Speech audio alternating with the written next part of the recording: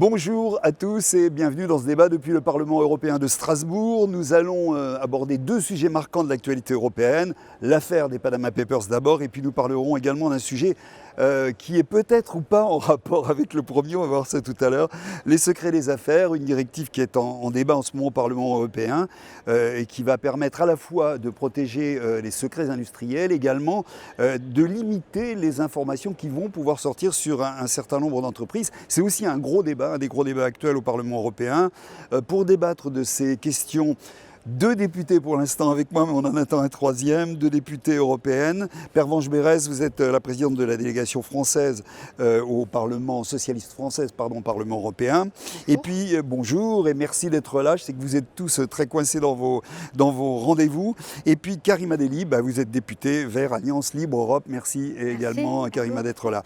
Alors on attend Patrick Le Yarrick qui doit nous rejoindre d'un instant à l'autre et qui s'installera pour aborder aussi les questions dont on vient de parler. On va commencer tout de suite, si vous voulez bien, par les Panama Papers. Pervenche Berès, vous avez planché sur cette question, cette question notamment de la fraude fiscale des entreprises. Vous avez fait des propositions pour tenter d'enrayer ce phénomène. Alors, badaboum, j'allais dire, il y a 15 jours, ressort une nouvelle affaire qui peut impliquer de l'évasion fiscale à un moment donné, et dans laquelle des sociétés européennes sont évidemment, et françaises aussi, sont concernées. J'allais dire, d'abord, qu'est-ce que ça vous a appris quand vous avez appris cette affaire des Panama Papers, qu'est-ce que ça vous a appris à vous que vous ne saviez pas déjà sur ce monde trouble de l'évasion fiscale? Merci de poser la question comme ça, parce que c'est vrai que, au fond, l'existence de fraude fiscale, d'évasion fiscale ou d'optimisation fiscale, c'est quelque chose que nous savons depuis longtemps. Simplement, lorsque l'on cherche à corriger une trajectoire, lorsque l'on cherche à modifier la donne, le discours de conviction ne suffit pas. Et il y a un moment où il faut qu'il y ait un travail d'enquête qui soit fait pour accumuler des preuves qui confrontent les auteurs de ces pratiques que vous cherchez à dénoncer. Et c'est pour ça que là, comme sur l'affaire LuxLeaks, moi je tiens à vraiment saluer le travail d'enquête fouillé, très sérieux qui a été fait, qui permettent de réarmer la démocratie et ceux qui pensent que l'argent gagné doit être bien redistribué. Et pour ma famille politique, c'est un enjeu absolument majeur, puisque vous voyez bien que dans la mondialisation, les solutions de solidarité, de redistribution pour lesquelles nous militons se trouvent totalement asséchées dès lors que la richesse produite échappe à l'impôt et à cette possibilité de redistribution. Donc c'est un sujet absolument critique. Vous vous êtes dit, c'est une affaire de plus. Effectivement, on a eu le LuxLeaks il y a peu de temps. C'est une affaire de plus. On est dans un panier sans fond. Ça continue. Où il y a des différences réellement entre le LuxLeaks, c'était à propos de rescrits fiscaux dans un pays de l'Union européenne. Là, on est vraiment dans la caractéristique d'un paradis fiscal hors de l'Union européenne, même s'il y a eu des allers-retours sur un certain nombre de listes, dont la liste française. Mais qu'est-ce que ça change ? Ça change que notre détermination à combattre les paradis fiscaux, où qu'ils soient sur la planète, est évidemment confortée. Parce que sinon, ceux qui veulent continuer à développer ce type de pratique dans l'Union européenne nous disent « mais à quoi ça sert de travailler chez nous, de nous empêcher de faire notre boulot, puisque non, ça se fera en dehors de l'Union européenne ». Là, on a la démonstration que nous, on peut tenir les deux bouts de la chaîne. Et puis, par exemple, vis-à-vis d'un partenaire comme le partenaire américain, ça donne quand même des éléments tangibles pour aller au-delà. Même si, paradoxalement, les États-Unis ne sont pas tant visés que ça dans l'enquête, mais on aura peut-être l'occasion d'y revenir. D'en reparler. Karima Delli, alors, même question, comment est-ce que vous avez reçu ces informations du Panama Papers, des Panama Papers, et quelle est votre réaction aussi, tout simplement, à ça? Je pense que j'ai la réaction de tous les citoyens européens, c'est-à-dire que le cri des citoyens européens, c'est ras-le-bol. Comme Pervenche Berès l'a très bien dit, la question de l'évasion fiscale, on la connaît depuis des années. lorsqu'on a même des commissaires qui nous disent que dans les paradis fiscaux, il y a 1000 milliards d'euros. 1000 milliards d'euros, ça veut dire qu'on aurait pu même régler la dette de certains États. Et face à ça, on a vraiment un sentiment citoyen de dire mais qu'est-ce que font nos dirigeants? Où est le courage politique depuis toutes ces années? Et ensuite, il y a une révélation qui est incroyable dans cette histoire-là, c'est que même des chefs d'État, puisqu'on voit avec M. Cameron ou même avec le commissaire Cañete, qui sont impliqués dans cette affaire. Où est la transparence? Où est réellement aujourd'hui la question de quand va-t-on mettre à plat ce système? Donc on voit bien que ce système de l'évasion fiscale est en train de craquer de plus en plus. Les gens en ont ras-le-bol. Nous, au Parlement européen, ensuite moi je suis dans un groupe où il y a Eva Joly. Eva Joly, ça fait plus de 20 ans qu'elle travaille sur la question des paradis fiscaux. On tire la sonnette d'alarme, nous les écologistes, depuis très longtemps. Et même par rapport à des gens qui nous alertent. On les appelle les fameux lanceurs d'alerte. On a eu le LuxLeaks, par exemple. Le LuxLeaks avec Antoine Deltour, qui a démontré à quel point, justement, toutes ces affaires derrière, il y avait des milliards d'euros. Qu'est-ce qu'on a fait? On a un peu enterré. Et c'est aujourd'hui Antoine Deltour qui se trouve accusé. Oui, qui se trouve accusé. Alors qu'il défend quoi? Il défend l'intérêt général. Au détriment de banques qu'on a audées. Et là, je regarde Pervenche, parce que Pervenche a fait un travail incroyable, notamment sur le rapport crise. En 2008, quand même, on a sauvé les banques. Et aujourd'hui, elles sont multirécidivistes parce qu'on retrouve ces mêmes banques aujourd'hui à nouveau dans le Panama Papers. Donc qu'est-ce qu'il faut faire aujourd'hui? Je pense que l'heure est très très grave. Le mécontentement démocratique est très grave au point que certains, on voit en Islande, politiques démissionnent, etc. Il faut agir. Et pas juste par des beaux discours, etc. On aura les annonces de Moscovici cet après-midi. On va voir ce que ça va donner, mais en tout cas, là je le dis très très clairement, on ne peut plus accepter en Europe la question des paradis fiscaux. On va revenir en détail sur évidemment le point que vous soulevez. Simplement Patrick Le Yarrick qui nous a rejoint, donc je rappelle que vous êtes député de la gauche unitaire européenne, Patrick, gauche verte nordique. Votre réaction aussi, à vous aussi, face à cette nouvelle révélation des pratiques qu'on a apprises par les Panama Papers? Ouais, c'est-à-dire qu'il y a une incroyable dichotomie entre cette orgie financière planétaire et puis la situation des gens. Aux gens qui ont besoin d'un peu de salaire supplémentaire, qui ont besoin de services publics, qui ont besoin d'être aidés, on leur dit mais non, soyez raisonnables, il n'y a pas d'argent.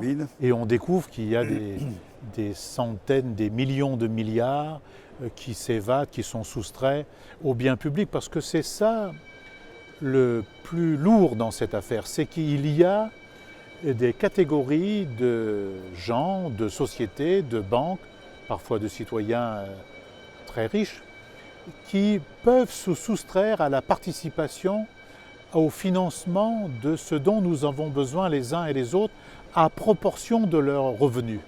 Et ça, c'est immoral, c'est amoral et immoral, mais c'est quelque chose on ne peut plus supporter. Après avoir dit, Karima Delli a dit comment on a aidé les banques, ces mêmes banques qui aujourd'hui planquent de l'argent, font ce qu'on appelle de manière très urbaine de l'optimisation fiscale, c'est-à-dire un bel euphémisme. Ils volent de l'argent. La deuxième remarque que je me fais, c'est que je me demande si ce système-là n'est pas inscrit au cœur même de la manière dont nous construisons le monde aujourd'hui, qui est un monde sans frontières pour les capitaux et les marchandises. Il y a de plus en plus de frontières par contre pour les êtres humains. Et ce qui est inscrit dans nos propres traités, c'est-à-dire la liberté totale de circulation des capitaux, est-ce qu'au bout du bout, ça ne produit pas des effets comme cela? Donc, il faut maintenant légiférer rapidement, il faut légiférer dans les États et il faut légiférer ici dans l'enceinte de l'Union européenne et il faut prendre des dispositions à l'Organisation des Nations Unies et à l'OCDE pour qu'on ait un système mondial commun où, au-delà d'une certaine somme, ça doit revenir à la communauté parce que, contrairement à ce qui se dit, j'entends dire parfois oui, mais ce n'est pas de l'argent public qui est volé. Ça se discute parce qu'en vérité, même une entreprise privée qui fonctionne de cette façon, jusqu'à nouvel ordre, les richesses produites par cette entreprise ne sont que les richesses produites par le travail de tous ceux qui travaillent dans l'entreprise. Et donc, quand même, c'est du bien commun et donc ça doit revenir au bien commun. Pervenche Berès, alors on a évoqué tous les uns les autres, vous avez évoqué tous les uns les autres la question évidemment des moyens. Bon, qu'est-ce que peut faire l'Europe ? Franchement, aujourd'hui, on repart pas à zéro, mais enfin on repart quand même sur des questions délicates à régler. Qu'est-ce que vous avez fait là immédiatement après ça ? Alors, je sais que vous êtes un certain nombre ici à avoir demandé une commission d'enquête. Bon, c'est presque un minimum. En dehors de ça, quels sont les moyens ? Est-ce que d'abord l'Europe dispose réellement de ces moyens ? Et quels sont les moyens qu'elle peut mettre en œuvre pour tenter de combattre ces phénomènes d'évasion fiscale, surtout quand ils sont lointains comme c'est le cas là ? Vous savez, cette question de l'évasion fiscale, elle est inacceptable parce que pour les peuples européens, comme on vient de le décrire, il y a un sentiment d'injustice, de deux poids, deux mesures, qui n'est pas supportable en temps ordinaire, mais qui l'est encore moins quand tant de nos concitoyens sont confrontés à une situation anxiogène, de crise, d'absence de travail, notion de progrès qui est devenue très ténue, des inquiétudes pour l'avenir de leurs enfants, etc. Et du coup, je crois que nous, ici au Parlement européen, nous avons un rôle très particulier à jouer. On l'a vu dans l'affaire du LuxLeaks. L'affaire du LuxLeaks, c'est quoi ? C'est que chaque pays essaye de s'en sortir le moins mal possible. Et donc de négocier ces petits arrangements avec des multinationales en se disant, si je leur fais un petit accord, ils ne vont pas payer totalement l'impôt, mais au moins ils seront chez moi. Et évidemment, à ce petit jeu, ceux qui sont les grands gagnants, ce sont les multinationales. Or, si nous voulons dépasser ces frontières entre les États, qui se retournent contre les États eux-mêmes et leur capacité à prélever l'impôt, eh bien c'est au niveau européen qu'on a une capacité d'agir. Même si, dans l'esprit de nos concitoyens, l'Europe ne peut pas tout, etc., là, c'est vraiment un endroit où peut exister l'effet de levier. Notre première réaction, vous l'avez rappelé, ça a été de redire que nous pensions qu'il fallait une commission d'enquête parlementaire pour continuer ce travail, pour pouvoir l'étayer, pour pouvoir l'alimenter et pour pouvoir apporter les preuves. Bon. Et le travail que nous avons déjà engagé dans une commission spéciale qui doit se transformer pour avoir plus de pouvoir, dans ce sens, me semble utile. La deuxième chose, c'est qu'évidemment, il y a un travail législatif parlementaire qui est engagé. Et là-dessus, c'est vrai que pendant longtemps, les choses ne bougeaient pas, parce que la Commission faisait des propositions ou n'en faisait pas. Mais de toute façon, les chances d'aboutir au Conseil étaient très minces, parce qu'il fallait que tous les ministres des Finances se mettent d'accord à l'unanimité. Et c'est là où la question du rapport de force, du poids de l'opinion publique, des organisations gouvernementales, des réflexes citoyens, des révélations comme celles dont on parle, modifient la donne. J'en veux pour preuve que, ici, nous, au Parlement européen, nous avons indiqué que lorsque les entreprises font des bénéfices, elles doivent dire dans quel pays elles ont fait ces bénéfices. Non seulement elles doivent le dire, mais en plus, tout le monde doit le savoir. Ces révélations, enfin cette information quant aux bénéfices faits, à l'activité menée pays par les entreprises doit être rendue publique. Au début, Business Europe, le MEDEF en France nous expliquait que c'était très dangereux pour l'activité de ces entreprises et qu'on allait révéler des secrets. Et finalement, on voit bien qu'aujourd'hui, le commissaire met sur la table une proposition qui propose de rendre public ces informations, ce qui permet ensuite à chaque citoyen de s'en saisir et d'interpeller les entreprises. Par exemple, pourquoi est-ce que McDonald's déclare tant de bénéfices dans un pays où manifestement il vend moins de hamburgers que dans un autre pays ? Ce sont des informations dont nous avons besoin pour mener cette bataille. Il y en a beaucoup d'autres, mais je ne veux pas être plus long, mais simplement pour vous dire que ces révélations nous aident dans notre travail et nous permettent de changer le rapport de force et obligent les États membres à répondre à l'interpellation. Karima Delli, est-ce que vous croyez qu'on est dans cette logique-là ? cette logique où on est en train petit à petit de gagner sur cette question-là, ça va être dur, c'est pas facile, etc. Mais quand même, on est dans cette dynamique-là ou pas? Ou est-ce que vous pensez qu'à chaque fois qu'il y a un problème de ce type-là, au contraire, ceux qui profitent à l'heure actuelle de cette évasion fiscale vont trouver, comme d'habitude, une nouvelle astuce qui va permettre de contourner le système? Comment vous voyez les choses sans être ni forcément optimiste ni pessimiste, mais simplement comment vous voyez lucidement la situation, je vais dire? Moi, je crois qu'on doit mettre le paquet sur la question de la transparence. Aujourd'hui, ce n'est pas normal que l'ensemble des entreprises, on ne sache ni leur chiffre d'affaires, ni où sont leurs filiales, leur obligation vraiment de publier toutes les informations relatives à ces entreprises et que ces entreprises jouent le jeu. Le commissaire a fait une proposition dans ce sens, ça va dans le bon sens. Le problème, c'est qu'il y a un seuil. Le seuil, il est de 750 millions d'euros, ce qui est pour moi déjà énorme. Alors, je ne comprends pas pourquoi on a ce seuil, d'où ça vient. Alors que moi, je pense qu'il faut aller beaucoup moins loin de 750. Il faudrait peut-être réduire cette espèce la première chose, cette espèce de plancher. Ça, c'est la première chose. La deuxième chose, c'est comment se fait-il que l'Europe devrait supprimer les sociétés écrans. Elle en a la capacité. Pourquoi elle ne le fait pas?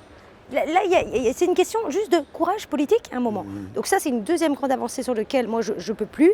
Et qu'on oublie de dire que derrière les paradis fiscaux, c'est aussi la lutte de l'Europe contre tous les trafics de drogue, etc., en puissance. Donc toutes les questions de blanchiment aussi sont au cœur des paradis fiscaux. Donc attaquons-nous réellement et concrètement sur toutes les entreprises qui sont dans le blanchiment. Donc on a une fenêtre de tir incroyable. Et ensuite, c'est la question de la sanction.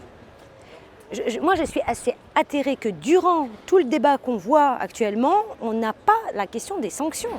Alors, c'est une question de responsabilité. Patrick Le Yarrick et ma collègue Pervenche le disaient, à un moment, on sert ici l'intérêt général. Comment allons-nous sanctionner des entreprises, toute la chaîne? C'est-à-dire que ça peut être les banques, ça peut être les intermédiaires, ça peut être les conseillers, etc. Comment on va sanctionner tous ces gens? À aucun moment, aujourd'hui, on aborde ces questions. Donc, il est vrai que le Parlement européen demande une véritable commission d'enquête.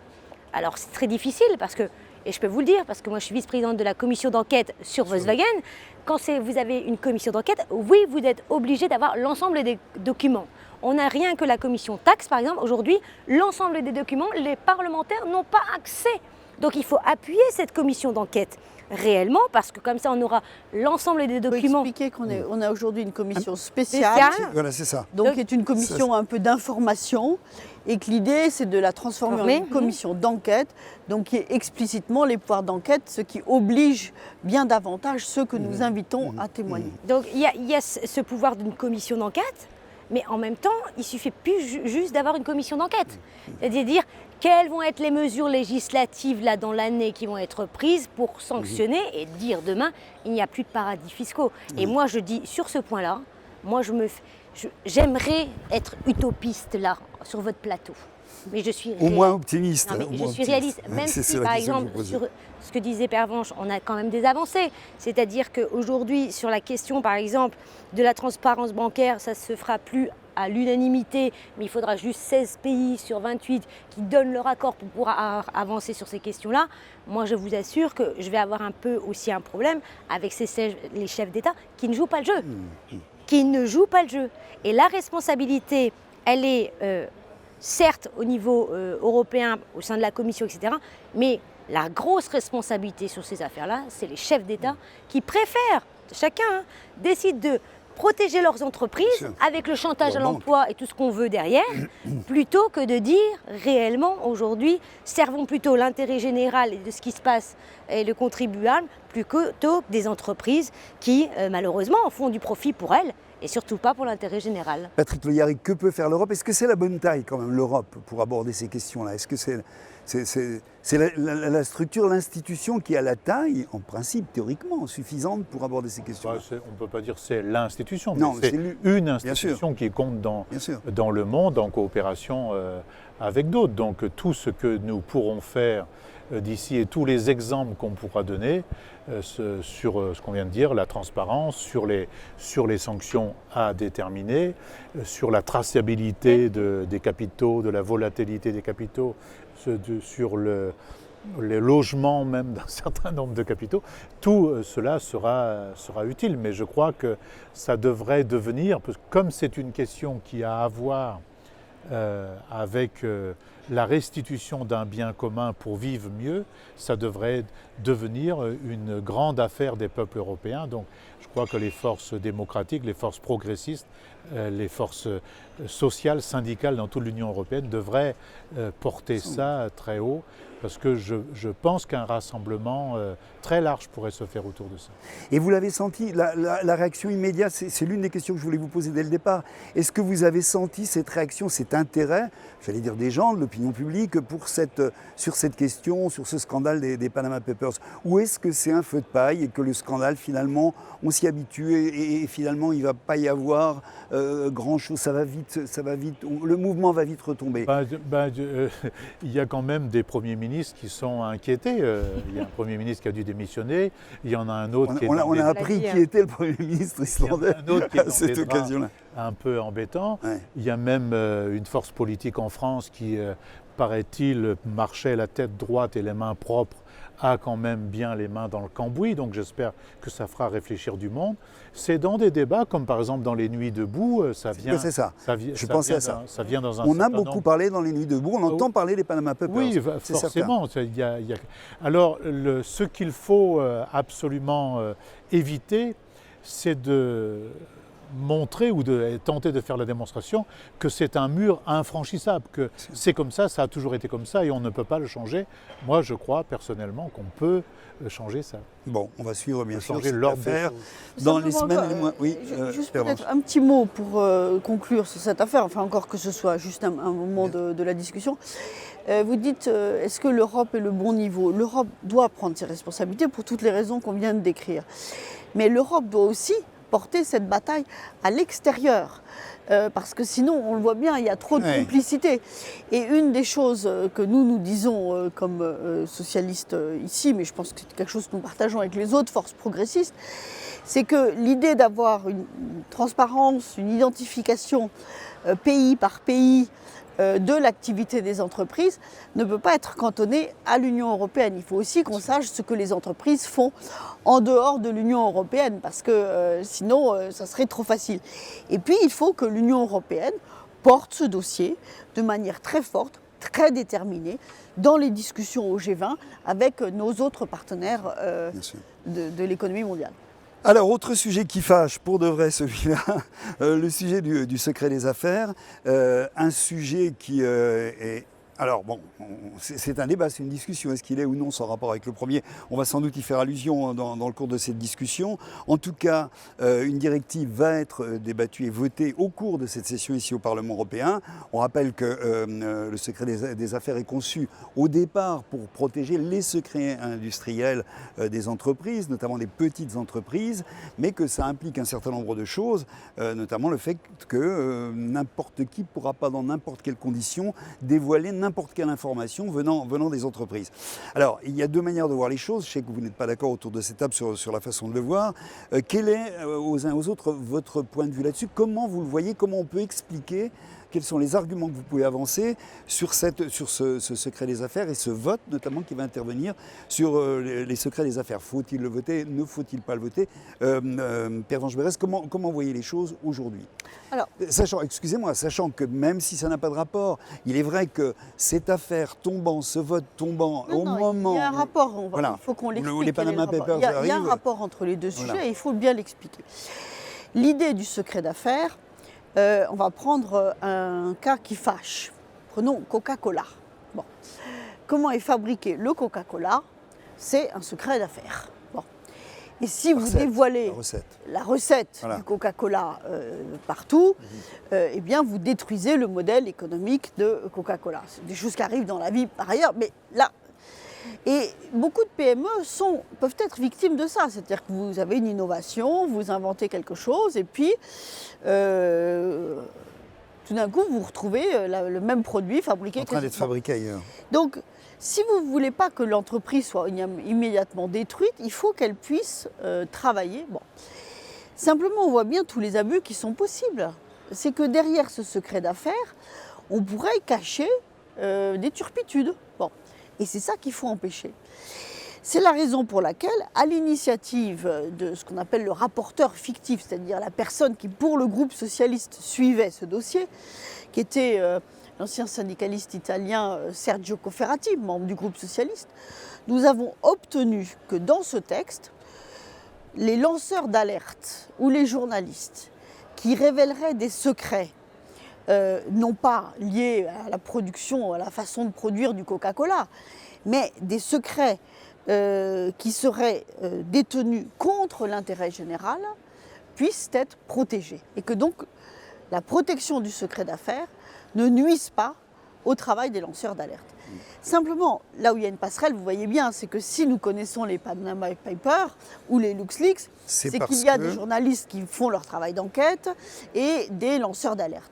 Et donc, au-delà de ce que nous faisons dans ce texte, se pose la question à l'échelle européenne, mis en lumière encore plus par l'actualité, nous avons besoin, comme on est en train d'en débattre en France, d'un statut des lanceurs d'alerte.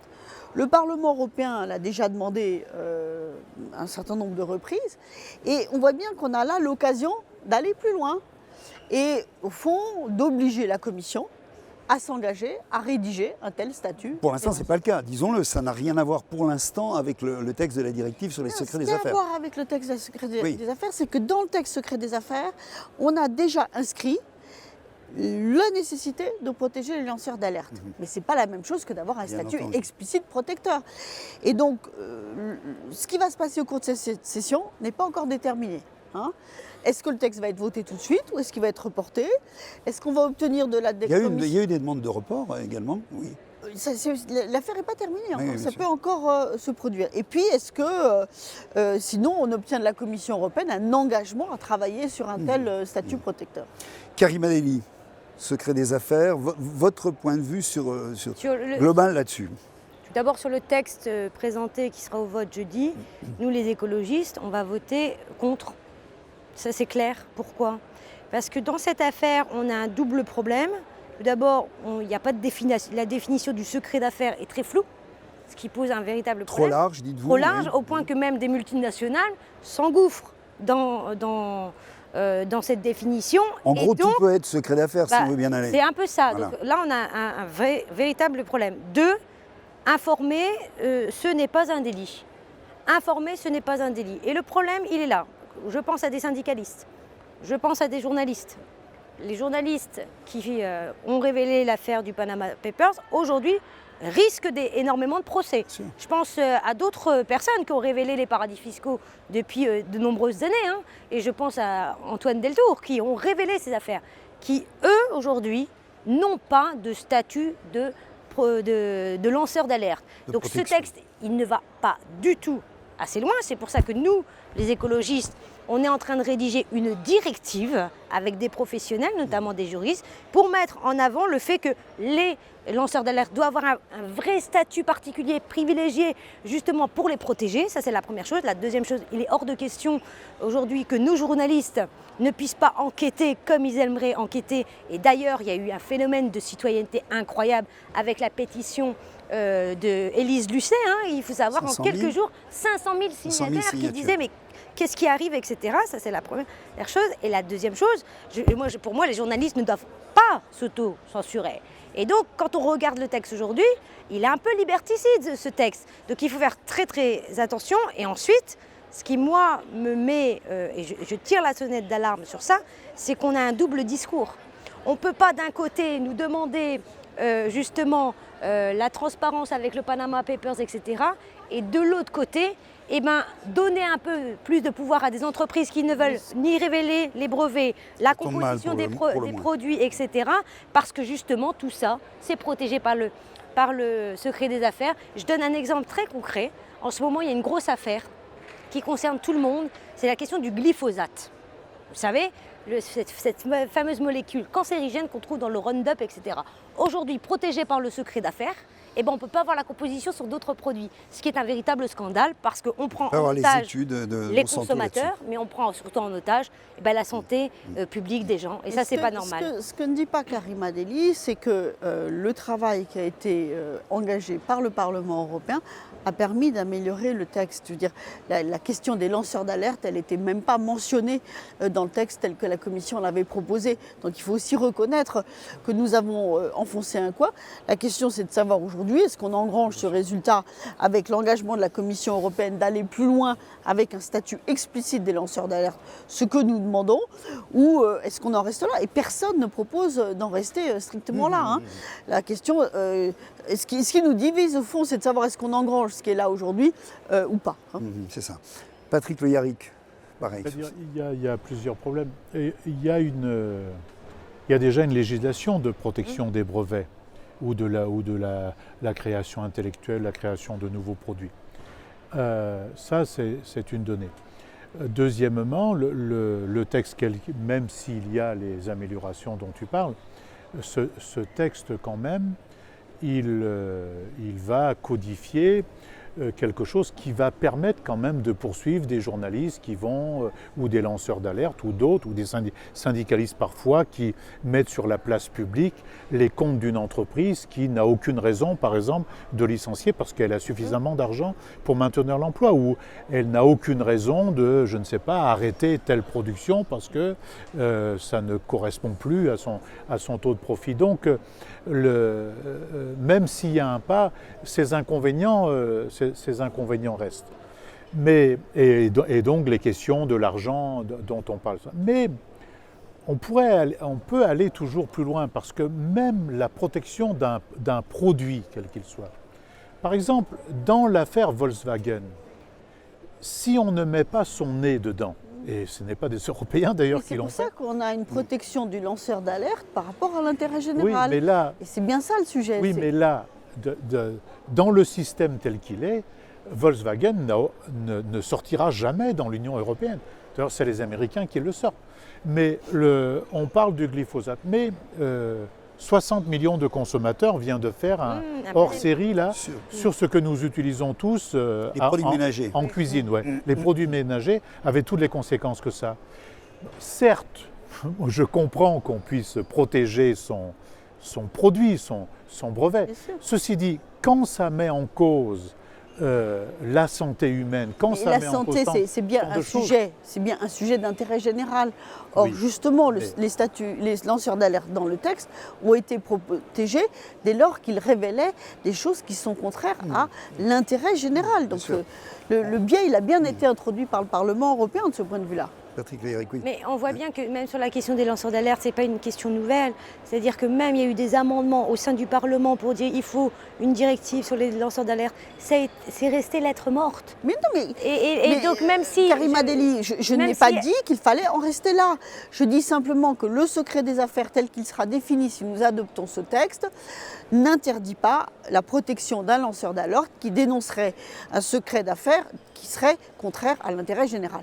Et qu'au-delà de ça, il nous faut travailler ensemble à l'écriture d'un vrai statut protecteur des lanceurs d'alerte. Bon, on ne va pas régler le débat là. Il y aura un indice qui sera intéressant, c'est le vote effectivement de jeudi. On verra effectivement comment ces équilibres se passent au sein du Parlement européen. Merci à vous et merci à ceux qui nous ont suivis bien entendu. Et ne manquez pas l'autre débat que vous retrouverez sur le site de l'humanité.fr. Nous parlerons des réfugiés et du fameux PNR, autre sujet de débat et de polémique. Au revoir, merci.